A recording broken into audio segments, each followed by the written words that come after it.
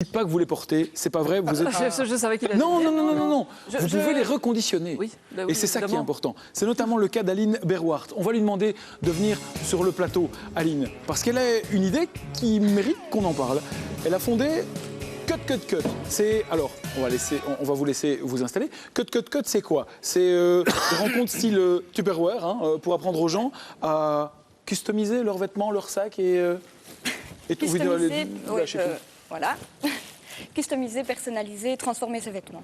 En fait, en fonction de la mode et des tendances. Et pourquoi vous avez lancé ça en fait? Quelle idée? Pourquoi à la base il y a eu... Parce que je marre de suis jeter vos styliste de vêtements? formation. D'accord, ça aide. Et donc, ça aide. Et je fais du conseil en images. Et donc, j'ai travaillé pendant quelques années pour une marque de prêt-à-porter belge qui a fait faillite il y a 1 an. Et donc, c'était l'occasion de mettre vraiment mon projet en place. Et voilà. Donc, comme j'ai déjà accès à certains fournisseurs, à certains produits, c'est un J'ai fait peu... comme chez moi, hein. J'ai vu qu'il y avait un À truc votre qui traînait. aise. Ça c'est quoi ça? Ça vous va c'est pas quoi? mal. Voilà. Oui, C'était on une parle de chemise vieille qu'on a chemise. customisée. Voilà. C'était une chemise basique en jeans. On a mis les petites étoiles. Et on a Ah mis ouais. un petit mot dans le dos quand même. Non, mais ça le fait, ça. Ça, c'est une chemise comme ça avec l'équipe, c'est beau, c'est magnifique. Mais alors, donc, vous proposez différentes formules, en fait, c'est ça Voilà. le principe. Donc, il y a un petit... On a par exemple la boîte cadeau. la Donc, boîte cadeau. C'est une boîte cadeau, c'est la fashion box. Donc on retrouve tout ce qu'il faut pour customiser ses vêtements. Il y a quoi dedans, alors? Donc il y a un gabarit. On peut l'ouvrir? Oui, vous pouvez l'ouvrir. Expliquez pendant qu'Hubert Voilà. ouvre. Donc par exemple pour créer ce sac-ci, on a tout ce qu'il faut dans la fashion box. Ouais. Ici, ce sac-ci, en fait, c'est un simple carré de tissu. Ouais. Et en le nouant, on arrive à différentes formes de sacs. Ici, j'en ai un, mais on sait faire 3 formes de sacs avec des nœuds. Et on imprime ces photos dans son imprimante ménagère sur un papier spécial qu'on peut transférer sur le tissu. Ne Et cassez alors, pas tout, on a- Hubert, s'il vous plaît. Ouais, mais c'est des produits là-dedans. On a un gabarit, en fait. Pour celui-ci, c'est un gabarit cadre qui est autocollant. Ok. On a des petits embouts en mousse. Ouais. La peinture textile. Il vous suffit de placer le gabarit sur votre tissu et d'y aller avec le Ouais, petit embout. et sincèrement, c'est un truc de fille. Excusez-moi, hein, les filles, mais c'est un truc de fille, ça. Non, pas spécialement. Franchement, on a testé évidemment un petit peu l'activité Ouais. en amont, en aval. Et donc, pas spécialement. Surtout pour les enfants. Les petits garçons sont assez friands. Ouais. Des étoiles, par exemple. Oui. oui. Ouais. Question? Le côté, ça donne envie de bricoler en tout cas, et puis ça peut faire de sérieuses économies aussi. Si on peut aller chercher un t-shirt basique dans sa garde-robe qu'on n'a plus mis parce que voilà, il est trop simple. On peut le customiser comme ça. Je trouve ça assez sympa. Et donc ça veut dire que vous apprenez, vous allez chez les gens, vous apprenez à Voilà. faire tout ça. Parce que On moi, a vous une venez chez moi, je vous assure. Non, on a une vous équipe laisserez de fashion tout. conseillères qui se déplace à domicile et donc ils viennent vous apprendre les différentes techniques. On a chaque fois un fascicule aussi dans la boîte où tout est expliqué phase par phase. Il y a d'autres gabarits aussi. Oui, bien sûr, on a différents thèmes. Par exemple, on a un gabarit pour faire ses étoiles, Ah, il faut encore pour se apprendre retourner. à faire ses rayures, un allez gabarit passer le reste- alphabet.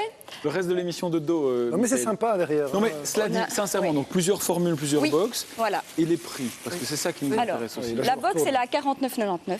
Ouais. Après, on a des packs à 24,99 et à 14,99.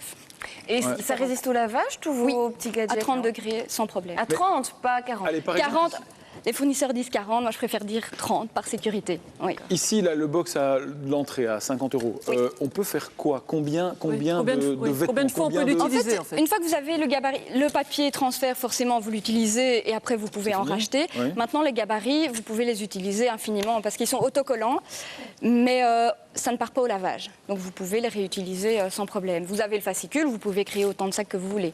Pareil pour les t-shirts, on apprend vraiment une technique en plus des produits. Écoutez, c'est une initiative assez originale Ouais. pour ne Ouais. pas jeter ces vieux vêtements et les réutiliser, leur donner une seconde vie. Merci d'être passé sur ce plateau. Des infos sur un site Cut. Voilà, cutcutcut.eu et via le Facebook. Au moins, voilà, Mickaël, vous- Mais ça vous dirait pas de la porter Non, franchement, ce qui est marqué M. Michael derrière. Oui, Ouais. mais franchement, ça vous... mais- Non, vous... Si, mais c'est parce que j'ai C'est un votre truc... taille en plus. Oui, hein. mais j'ai un truc Oui. à faire. Ok. Dans quelques minutes, nous pousserons les portes de différents restaurants chinois pour tenter de répondre à une question. Pourquoi sont-ils si bon marché? D'où viennent les produits et comment sont calculées les marges bénéficiaires? Pour nous en parler, une grosse nouille sautée à la poulette. Ne bougez pas, je l'aimais bien celle-là. Elle est bête, hein? Ah, tu as porté la chemise Non, ne bougez pas tout de suite.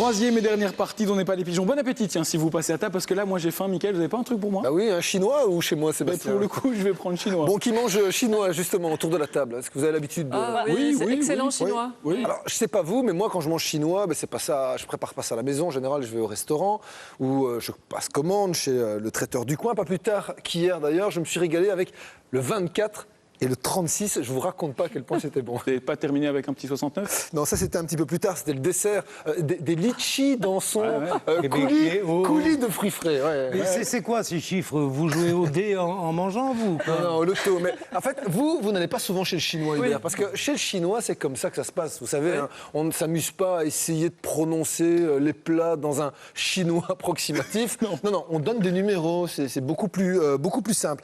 D'ailleurs, on va se mettre l'eau à la bouche. Si on peut envoyer la carte, une carte d'un restaurant chinois que j'ai trouvé sur Internet. Alors, regardez la carte. Faites votre choix. Hubert, alors, si vous avez bien retenu la leçon, qu'est-ce que vous avez en... V34B. Un V34B, donc des nouilles sautées Impérial Volcan. Vous savez pas c'est quoi, Annie? Moi, je prends le 32. Alors, qu'est-ce qui vous frappe? Alors, évidemment, vous allez me le dire parce que c'est mis en évidence. Ouais, c'est pas mais sur les qu'est-ce prix. qui vous frappe dans cette... Mais les différences de prix. Vous avez vu aussi les prix du poulet, risotto poulet 7 €, crevettes jambon 8,50 €. On a les langoustines chinoises à 9,50 €. C'est pas cher du tout. Non, mais et elles viennent pourtant, d'où? cette carte, elle vient d'un restaurant du Brabant wallon. Moi qui viens de Mons, je peux vous dire qu'à Mons, il y a même des plats qu'on a retrouvés et qu'on voit sur cette carte à beaucoup moins, genre 5 € le riz sauté au poulet et même des calamars à 6 € dans des restaurants chinois de la région de Mons. Et en plus, les plats sont vraiment excellents. C'est plutôt une bonne nouvelle parce que c'est la crise, pouvoir d'achat limité. C'est bien de pouvoir se payer un petit plat exotique à 5 €. Oui, c'est génial. Sauf que dans l'équipe, Sébastien, on s'est posé une question. Avoir un restaurant, ça coûte de l'argent. Il y a des loyers à payer, il y a du personnel, il y a des charges salariales, des produits. On s'est demandé comment ils font, ces Chinois, pour vous vendre des plats à des prix aussi bradés. Vous seriez pas en train de nous dire que... Mais je suis en train de rien dire du tout, Sébastien. On s'est J'espère juste bien. posé J'espère la bien. question. J'espère bien. Frédéric de Borsu est juste allé chercher la réponse. Regardez. Des restaurants chinois avec des prix incroyables. Ici, un poulet à 5 €.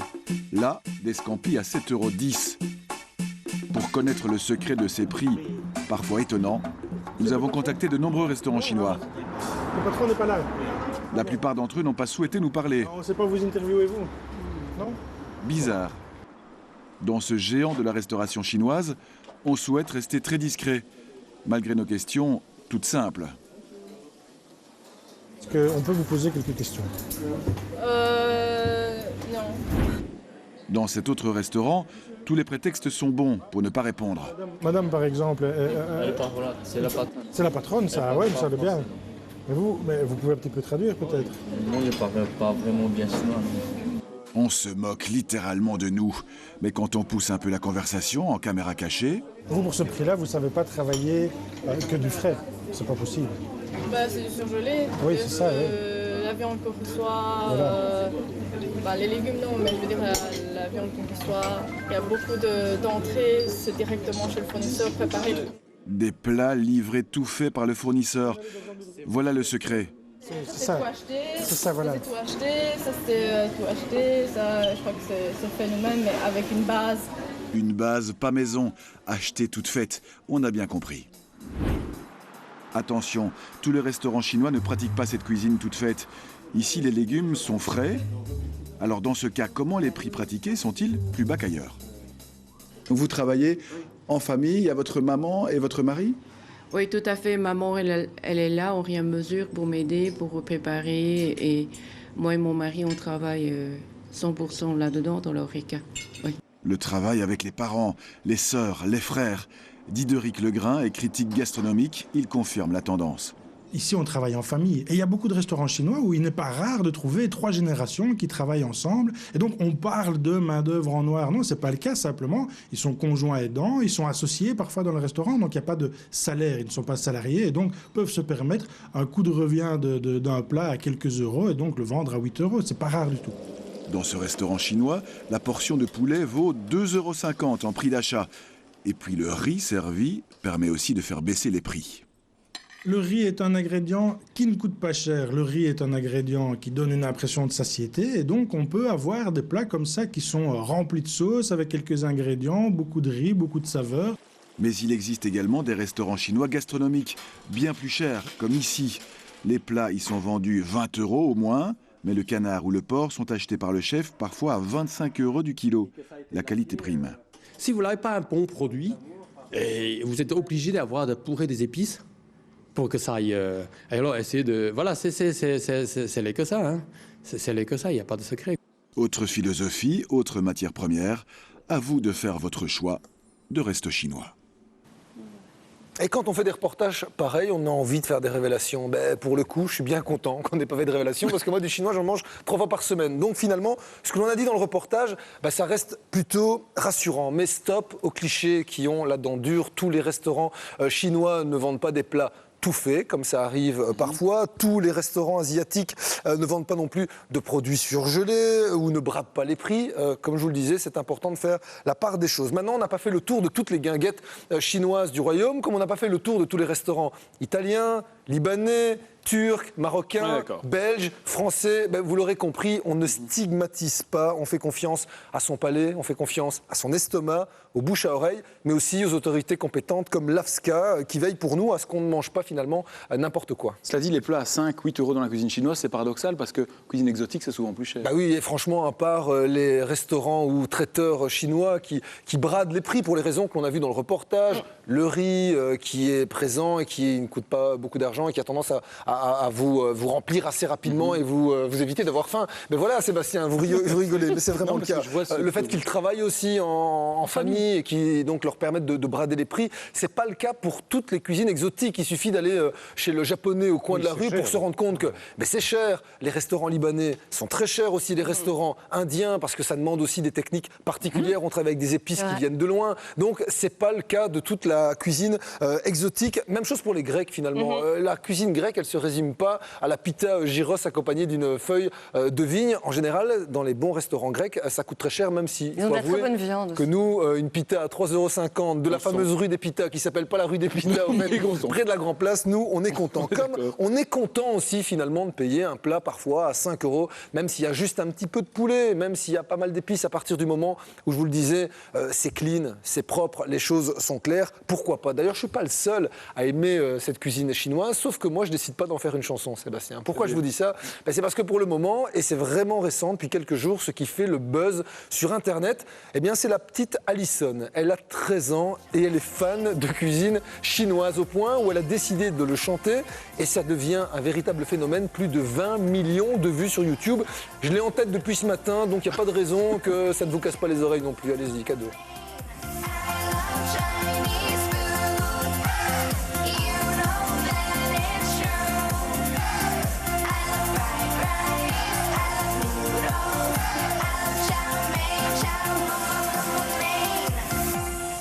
Et bonne soirée avec ça. Pour être sûr que vous l'ayez bien en tête, c'est voilà.